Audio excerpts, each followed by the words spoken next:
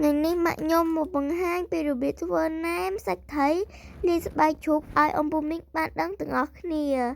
ជាដំបូងម៉ាក់ខ្ញុំដាក់សាច់ត្រីឆ្លាតតបមកដាក់អំបិល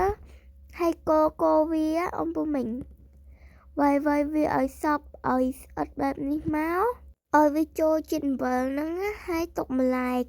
ហើយម៉ាក់ខ្ញុំមកបុកម្ទេសដាក់ម្ទេសមួយដេងហើយបុកវាឲ្យម៉ត់តអំពូមីងនេះអំពូមីងបុកឲ្យម៉ត់បែបហ្នឹងមកតមកថែមខ្ទឹមសហើយបុកវាទៀតទៅណាអំពូមីង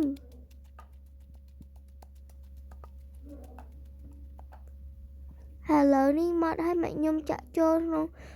សាច់ត្រីហ្នឹងដាក់ម្សៅស៊ុបហើយស្ករសហើយកូរវាឲ្យវាចូលណាអំពូមីងបន្ទាប់មកម៉ាក់ខ្ញុំធ្វើការចាក់ស្បែកជ្រូកចូលហើយស្បែកជ្រូកនេះគឺថាម៉ាក់ខ្ញុំហាន់វាច្រាមវារៀង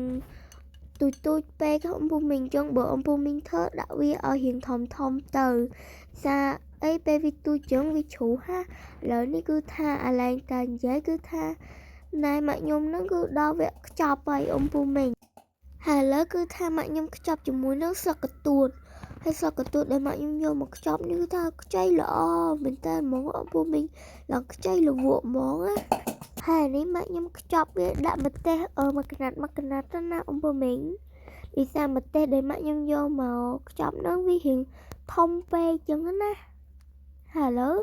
គឺថាម៉ាក់ខ្ញុំខ្ចប់ហើយឌីសាអត់ស្លឹកកន្ទួតចឹងម៉ាក់ខ្ញុំក៏យកណែមហ្នឹងមកដាក់ចូលក្នុងប្រអប់មួយហើយទៅរៀបម្ទេសវិញអំពូមីងនេះអំពូមីងធ្វើចឹងឡើងតំណងហ្មងណាឥឡូវ3ថ្ងៃអំពូមីងគឺថាជូរល្មមញ៉ាំហើយម៉ាក់ខ្ញុំមកបើកមើល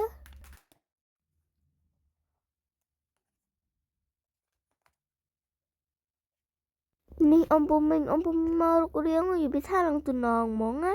ឥឡូវម៉ាក់ខ្ញុំចាប់ផ្ដើមភ្លក់ហើយបើនិយាយពីរសជាតិវិញគឺជូរប្រៃផ្អែមហឹរល្មមឆ្ងាញ់ហ្មងណាអំពូមីងហើយម៉ាក់ខ្ញុំទុំតរៀនធ្វើលើកទី1ណាឡើងតំណងហ្មងណាហើយអត់មានស្លឹកកន្ទួតនេះម៉ាក់ខ្ញុំញ៉ាំផ្ទាប់ជាមួយជីអាណានិយាយពីថាឆ្ងាញ់ត្រូវគ្នាហ្មងណាអំពូមីង